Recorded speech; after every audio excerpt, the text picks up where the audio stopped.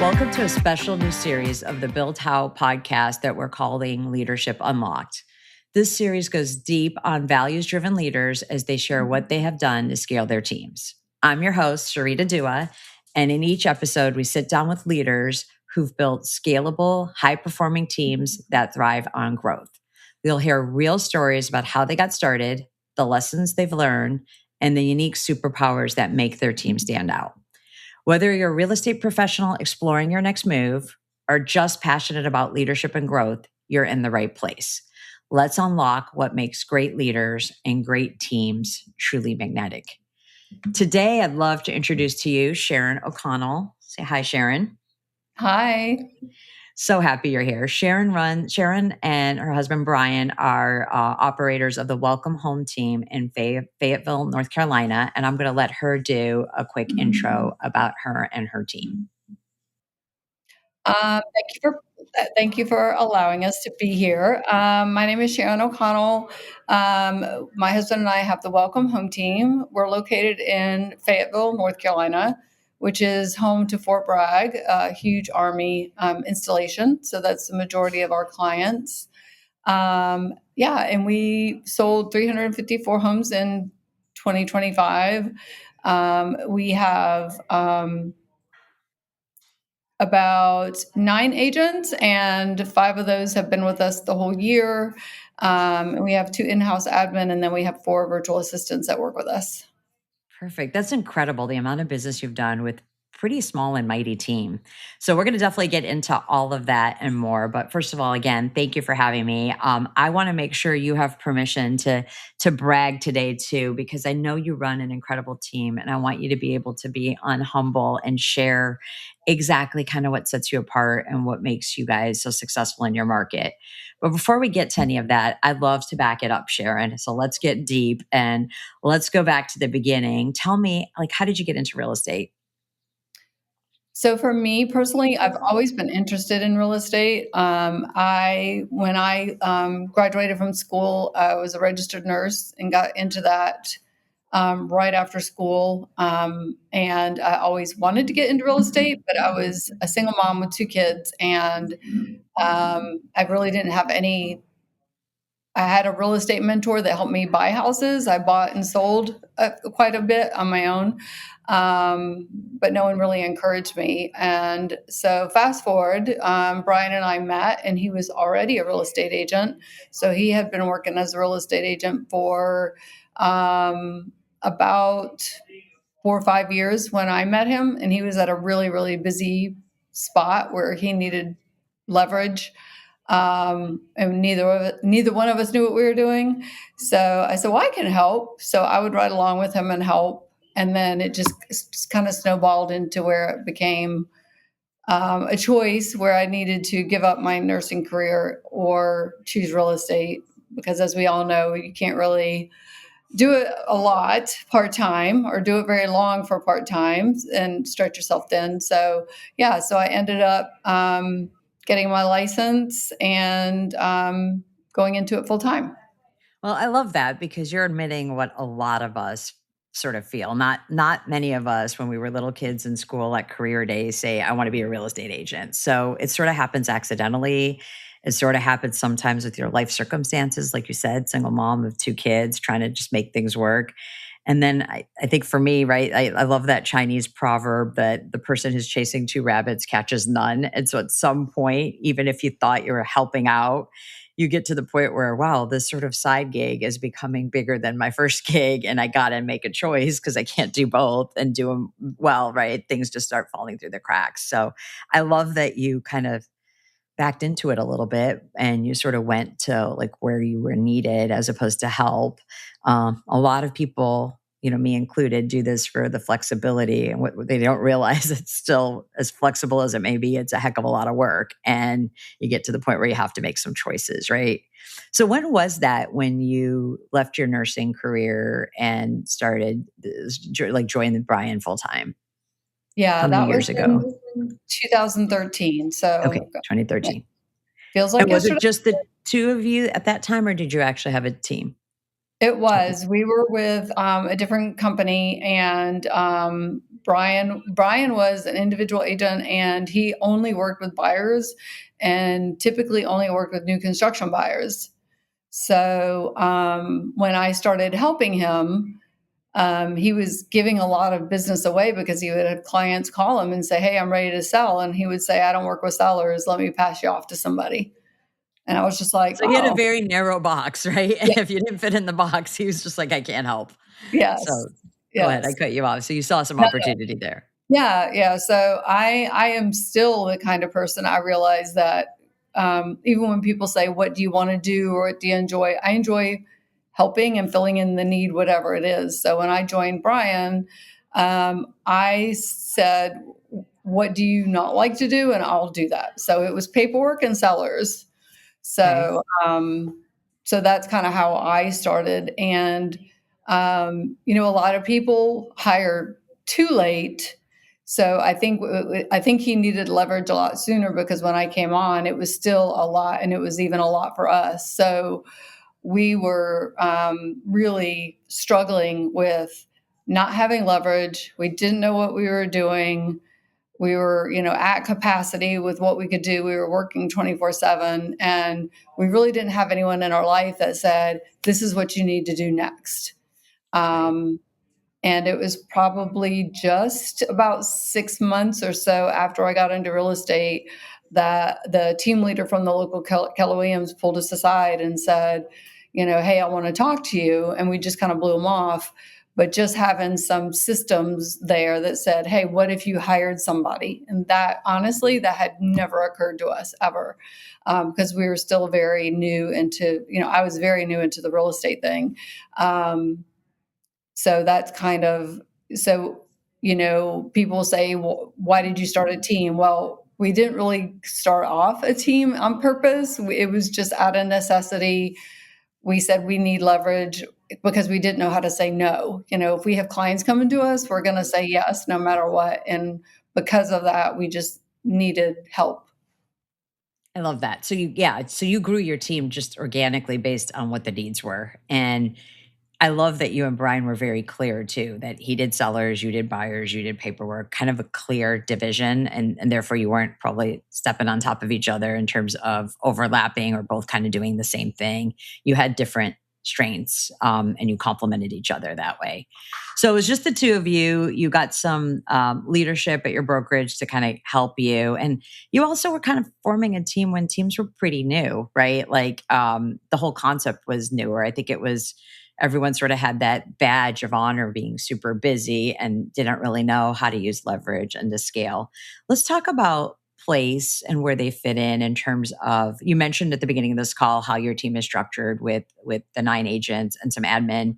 Are there any specific tools or systems or playbooks that place provided to essentially get you to where your team is now? Like, at least help me understand how it went from you to, again, adding pieces as needed to kind of I think you have a very well-oiled machine. So the well-oiled machine it is today, how did Place help you get to where you are now? And this isn't a commercial for Place. This is just understanding the systems, models, and tools that you use to get to team management. Yeah. I'll say, even backing up a little bit, when we would go to some events, Ben Kinney was a speaker at some of the family reunion events and things like that with Keller Williams. So I had heard Ben Kinney speak. I was familiar with Chris Juarez, with them being the co-founders, but I pretty much, whatever Ben Kinney put out there, I listened to for the team. So when he started talking about structure of a team and how you build a team, and retention and things like that. So I was familiar a little bit with that. Um, we were kind of at a place where we weren't we weren't growing, but we didn't know if we wanted to grow, and we didn't know really what was next. Brian and I are getting to the age where it's kind of like, what's next, and who's going to take our place, or what if we want to back off a little. Um, so place kind of fell into our lap, and I think there's a bunch of specific things, but I would say everything put together, whether it's the systems, the leverage, meeting with financial people and getting our P&L together. And exactly, I did that, but it was always after the fact, right? It was like they sent me a report and I kind of looked at it and I was like, oh, okay, well, we need to do better next year. We were very reactive to everything instead of proactive. And I think the systems that they put in place really helped. And we've been with them for a few years. And I would say that my number one thing right now with Place is I feel like they have set us up as a team for retention because our agents are on board and our agents see the value. It's not just like the operator or the team leader joining the team, it's the whole team, right? And we've had agents that have been on the team for years. So we've done it a certain way for a long time.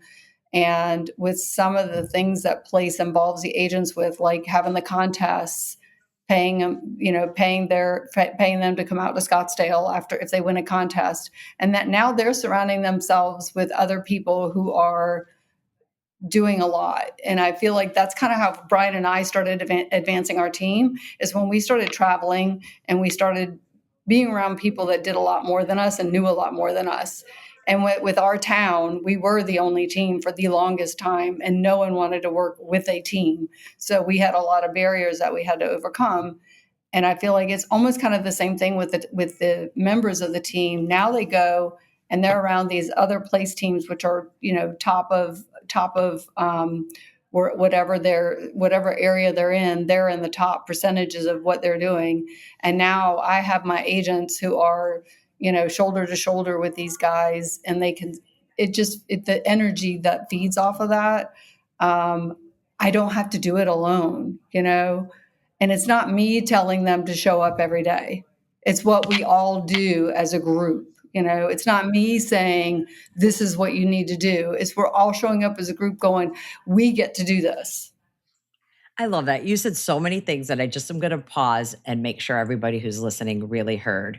One thing you said is as a business owner, you were doing things after the fact. You were looking behind, like sort of behind you and saying, oh, we did good or we did bad or we could do better. Whereas now with your CFO and your CMO and your sort of your leadership that's part of Place, you can be prescriptive. You can actually alter your course based on the numbers and make adjustments and also be benchmarked by other teams as opposed to kind of looking in the rearview mirror.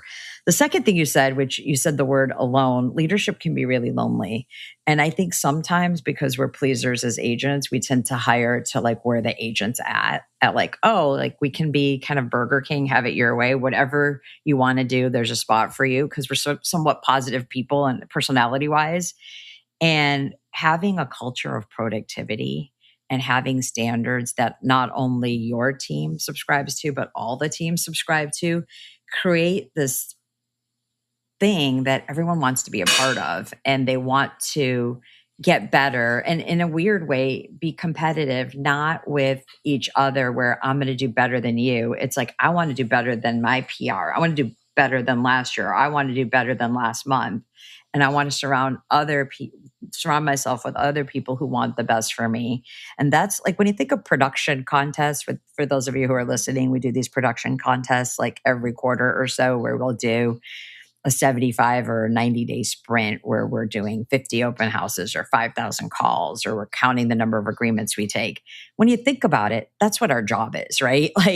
But it's kind of like the 75 hard of real estate, where if you do something extreme for your health for 75 days in a row, you create some habits and you can't help but get amazing results if you do it. And if you're doing it with others, and then that becomes habits and that becomes the norm. And sure, you might win a contest or a trip, but you also win in all that business and the success that comes with it. So you said some great things there that I think many of us don't really know what we get till we get it. And that is like a production-based community with the same values, although every team is so different.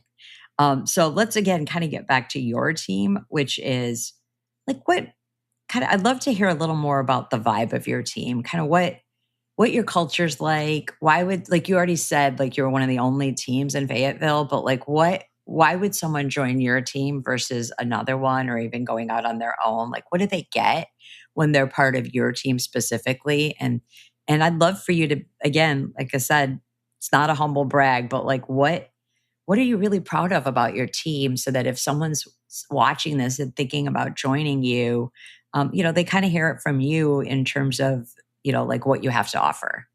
Yeah.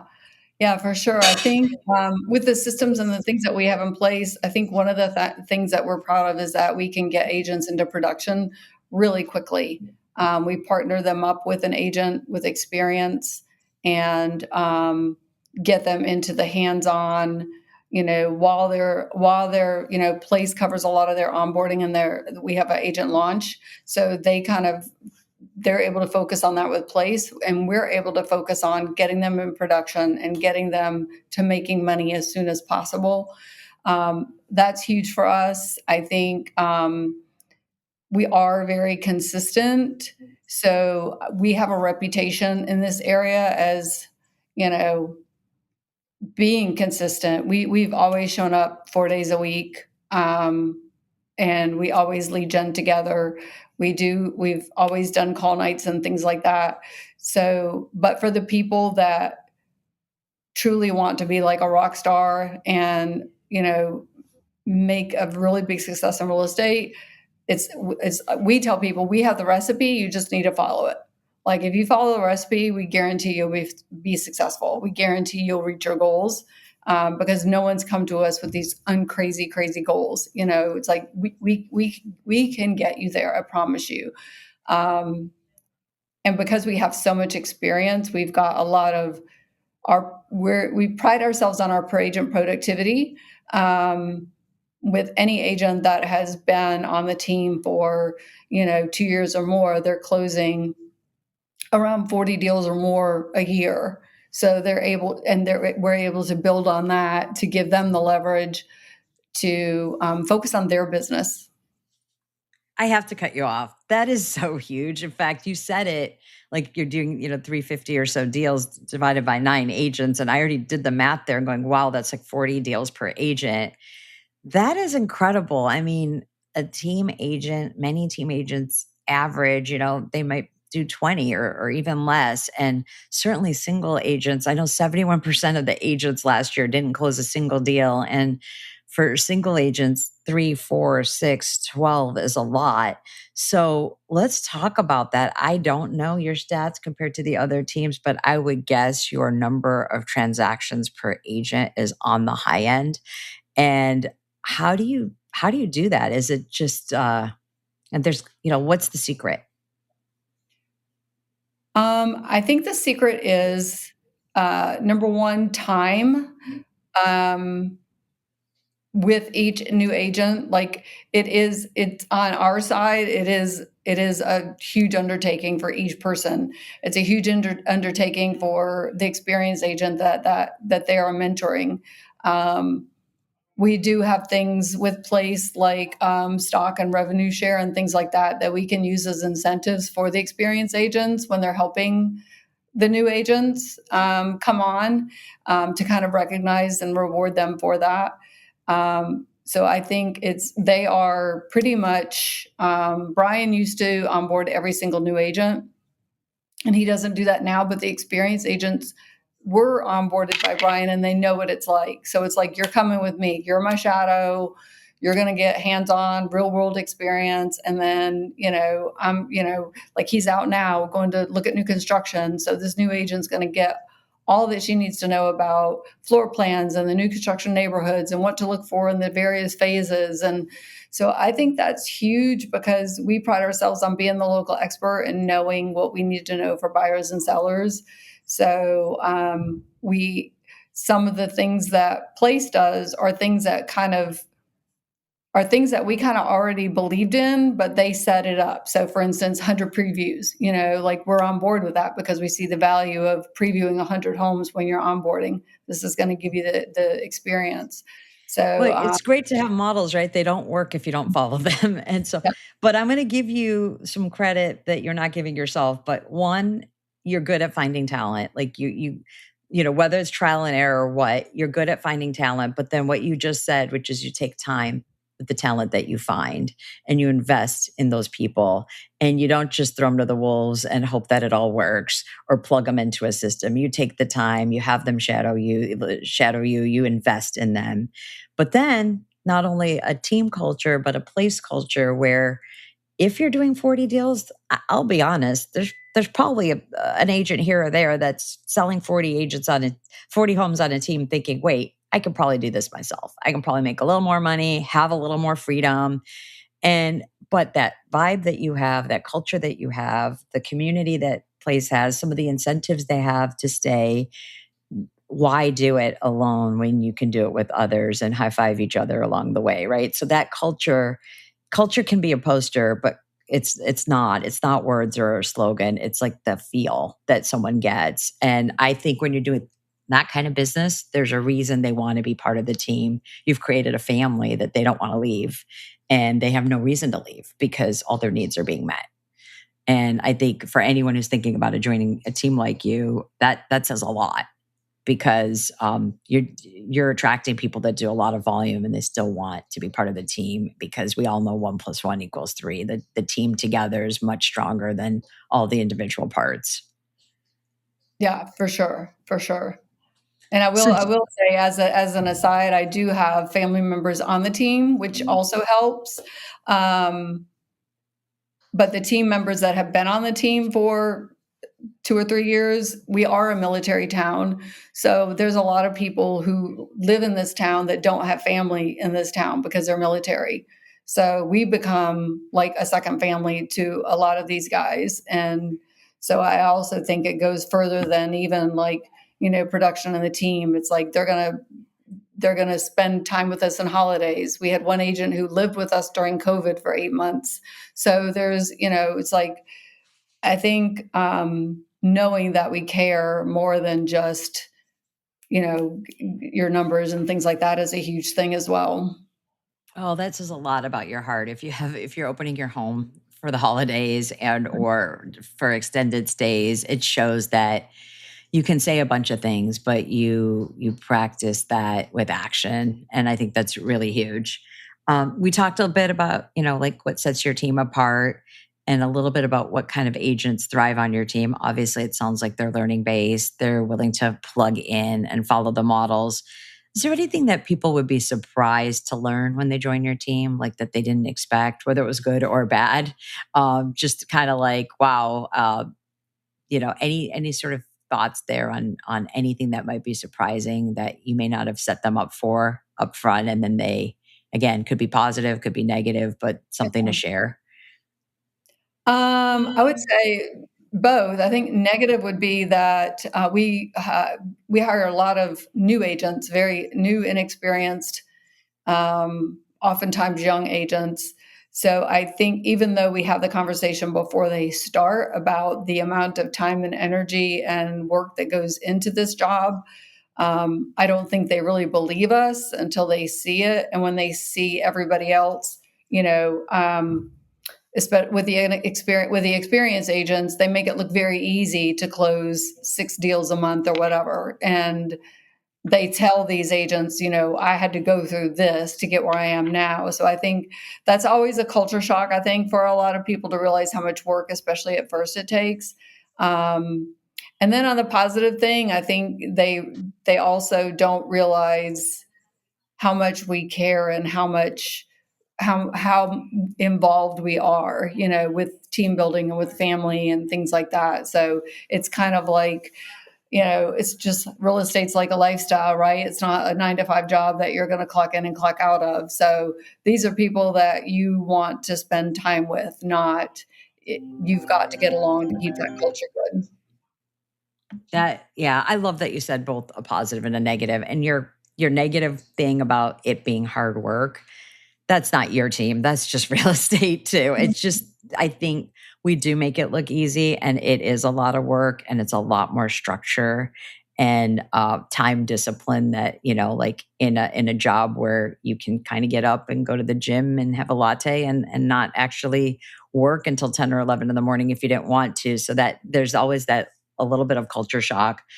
But I love the personal part that you've also said, which is I think in a great team, some people almost wait for the other shoe to drop. Like it can't be this great. This is the honeymoon period. They're nice to me at the beginning, but like wow, they're still nice. And it's like, hey, you guys are like what you see is what you get. It is a family. They've joined the family and they're part of it. And that love and that care that you put out to your team, it's real. And I think sometimes that can be a very pleasant surprise for people. They don't expect it. They're almost waiting for the rug to get pulled out from under. And sometimes it never gets pulled out because it's genuine. And so I kind of love the way you said that. Can you talk about any sort of leadership lessons that you learned, where you might have failed or you just, I don't believe in living in regrets because you either fail or you learn, right?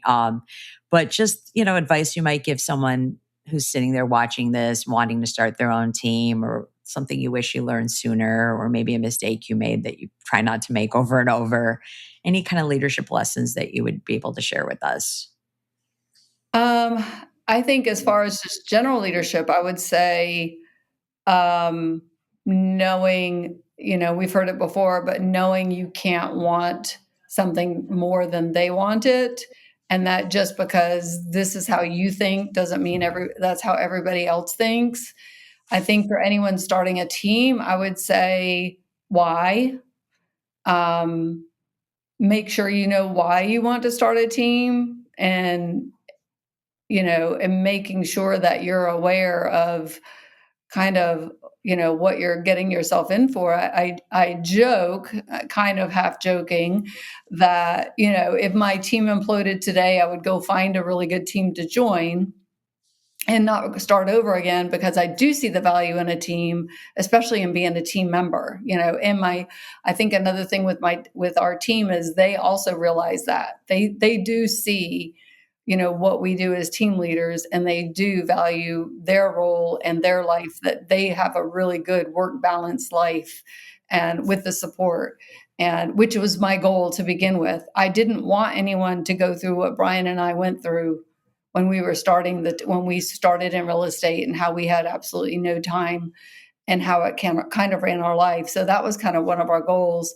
So I think you if it's just for ego, or if it's just for money, it's like you've got to really, really have that heart to help and want to help people and see them do well. Because could you do more, without a team? Possibly.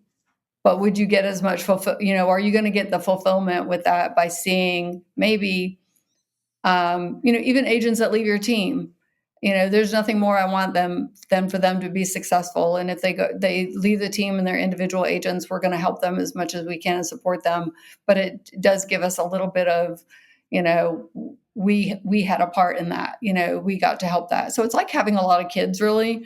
And it's like you want the best for your kids and you want them to do really well, and not just in real estate, but personal growth as well. We have, like I said, we have a lot of young people on our team. So when I can see someone who doesn't have family here and maybe their reaction is not a very good leadership reaction, and we have a conversation, and then I see that change over time and I see them developing into leaders, that's kind of, people used to say, what's your why? I'm like, I don't know. We just did it because we were supposed to. And now I feel like we've kind of honed into what our why is and why we are a team. I love that. And you kind of, I mean, I got to use the joke, the one line that you guys took one for the team, if you will. You and Brian built something that was sort of messy and crazy at the beginning, and now it's sort of this beautiful thing.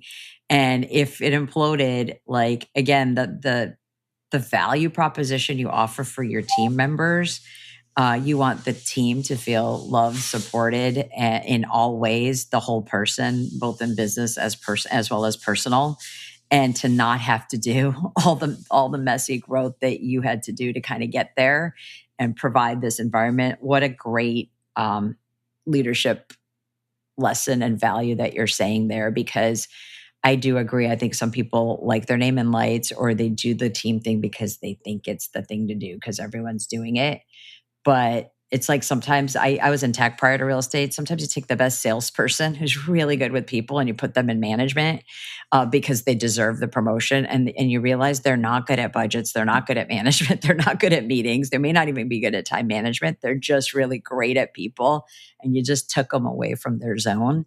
And so to kind of know your strength zone and then surround yourself with team leadership that lets you shine in that strength zone, I think that's a huge value. And I think that's what anyone who's looking to join a team should be looking for is leadership that cares about you and your chances for success, both personally and professionally.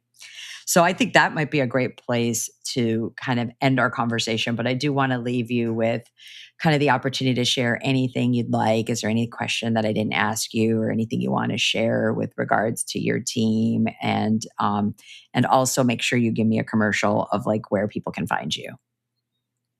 Yeah. I think just being very clear on whether you want to be on a team or whether you want to lead a team, just being very clear on the why helps a lot. Um, to find us, we do have a website, Welcome Home Team NC, like NorthCarolina.com. Can always Google us as well. But yeah, we work a lot as well with agent referrals because we are a military base and we have a lot of people that are coming and going. We don't have seasons like a lot of markets. We stay pretty much consistent and busy year round, which is really good. It's another way to keep us consistent, right? Because the business is always there. We don't have any downtime, even with holidays. But yeah, that's would love to talk to anybody that would like to chat about anything. Yeah, I think you're first of all, you're an amazing resource for real estate needs in the Fayetteville area, especially with Fort Bragg and the military focus that you have. But you're also an amazing resource for anyone who wants to either do a career change or get started in real estate and is looking for a place to plug in. You guys have figured it out, and you're flourishing. And individual agents that average over 40 deals 40 deals a year is really unheard of. So for someone who doesn't know where to get started but wants to make some money, have some fun, and learn all the ropes from people who have succeeded before them, the Welcome Home team is an amazing option. And I personally am excited to continue our business partnership and friendship. You are someone I very much admire and I've learned so much from. And I'm excited to see you in person at place events and continue to learn from you. So thank you so much for taking the time and sharing your story. And for those of you listening, Sharon is an absolute beast. She's so incredible, her and her husband, and she's humble and hasn't even kind of she doesn't brag on herself as much as I'd love to. She is an incredible team, and what she's accomplished with the small team she has is just something to learn from and emulate. So thank you for taking the time and giving us a piece of kind of the day in the life, and I look forward to more conversations with you. Thank you, Sarita. Thank you for having me. I appreciate you. Have a great day, and thank you again.